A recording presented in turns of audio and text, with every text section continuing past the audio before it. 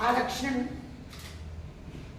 जो bill pass हुआ है उसको लागू किया जाए। अभी जब पीछे चुनाव हुए, महिलाओं की आवाज पर विपक्ष के दबाव में आकर भारतीय जनता पार्टी ने, केंद्र की सरकार ने बिल तो पास कर दिया, लेकिन उसके बाद इस पर कोई भी ना चर्चा हो रही है, ना उन्होंने इसे लागू करने के लिए कोई भी गंभीरता दिखाई है। हम मांग करते हैं कि सदन में, संसद में महिला आरक्षण बिल पर चर्चा की जाए, इसे लागू किया जाए और इसमें जो हमारी महिलाएं हैं, ओबीसी महिलाएं, पिछड़ी महिलाएं, उनको भी शामिल किया जाए। हम चाहते हैं कि हर वर्ग जो गरीब और पिछड़ी महिलाएं हैं उनको भी आरक्षण मिलना चाहिए। हमारा मानना है जब महिलाएं नीति निर्धारण में उनकी भागीदारी होगी तभी हमारा जो समाज है वो सशक्त होगा। इसलिए हर वर्ग की जो हमारी महिलाएं हैं उनको, पिछड़ी, ओबीसी, सबको आरक्षण में शामिल किया जाना चाहिए। हम पुरजोर मांग करते हैं, अभी 4 राज्यों में चुनाव होने जा रहे हैं, हरियाणा, महाराष्ट्र, झारखंड और जम्मू कश्मीर। हमारी मांग है कि इसे तुरंत लागू किया जाए ताकि महिलाओं को भी एक मौका मिले कि वो महिलाओं की समस्याओं को, महिलाओं से संबंधित जितने भी मामले हों उन पर सदन में, नीति निर्धारण में उनकी भागीदारी जो है वो हो सके। तो ये हमारी सबसे बड़ी मांग है कि इसको शीघ्र, अतिशीघ्र इसे लागू किया जाए। और दूसरी हमारी जो मांग है, आपने देखा होगा भारतीय जनता पार्टी जब भी चुनाव आते हैं वो महिलाओं के हितैषी बनने का दावा करती है और चुनावी लोक लुभावन वादे करते हैं, लेकिन धरातल पर वो इम्प्लीमेंट नहीं होता है। हम को महंगाई से निजात मिलनी चाहिए। चुनाव के समय उन्होंने कहा था, आप देख रहे हैं कि कितनी महंगाई बढ़ चुकी है।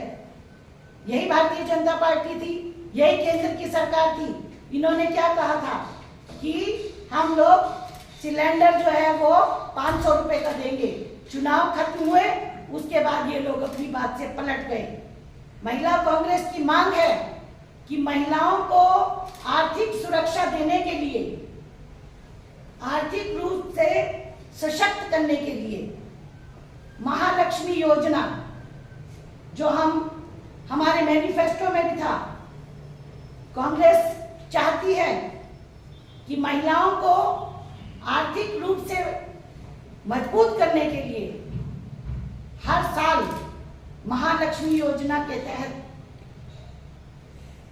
गरीब महिलाओं के खाते में 1 लाख रुपए डाले जाए या हर महीने 8500 रुपए गरीब महिलाओं के खाते में डाले जाएं। क्योंकि देखा गया है कि आर्थिक तंगी भी घर में घरेलू हिंसा का एक बहुत बड़ा कारण बनता जा रहा है। इसलिए हम लोग केंद्र की सरकार से मांग करना चाहते हैं कि महिलाओं के खाते में सीधे जो है वो 8500 रुपए डाले जाएं और जो बढ़ते दाम हैं, आटा, दाल, चावल, सब्जी, सिलेंडर के दाम, इन सब में कटौती की जाए ताकि महिलाएं अपना जीवन यापन जो है वो सही तरीके से कर सके। ये हमारी दूसरी सबसे बड़ी मांग है। और हमारी जो तीसरी मांग है, जिसका दावा जो भारतीय जनता पार्टी हमेशा से बड़ा कहती रहती है, बहुत हुआ नारी पे अत्याचार, अब की बार हमारी सरकार इतने झूठे वादे करते हैं, लेकिन आपने देखा होगा कि महिलाओं की हालत देश में दिन प्रतिदिन बद से बदतर होती जा रही है और महिलाओं के प्रति जो हिंसा बढ़ती जा रही है उस पर अंकुश लगाने की जरूरत है। सामाजिक सुरक्षा का प्रबंध करना भी केंद्र की सरकार का काम है।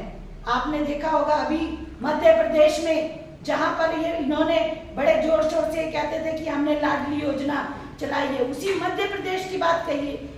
मैं कहना चाहती हूँ, आपने देखा होगा कि शायद इतिहास में पहली बार हुआ कि महिलाओं को जमीन में गाड़ दिया गया। ये वही प्रदेश है जो बहुत ही महिला होने का, लाडली बहना का बहुत जोर शोर से वो प्रचार कर रहे थे। और इसी तरह महाराष्ट्र में आपने देखा होगा कि वहां पर एक युवा युवती के साथ बलात्कार हुआ, लेकिन उस महिला को न्याय नहीं मिला। और जितने भी भारतीय जनता पार्टी के बड़े बड़े नेता हैं, नेत्रियां हैं, किसी ने भी इन विषयों पर लेकर महिलाओं के खिलाफ जो हिंसात्मक हिंसा हो रही है उसके खिलाफ किसी ने भी आवाज नहीं उठाई। तो ये उनके दोहरे चरित्र को दिखाती है। ये बहुत ही शर्मनाक है। इन घटनाओं की जितनी भी निंदा की जाए उतना ही कम है। ये हमारी तीसरी जो है वो सबसे बड़ी मांग है।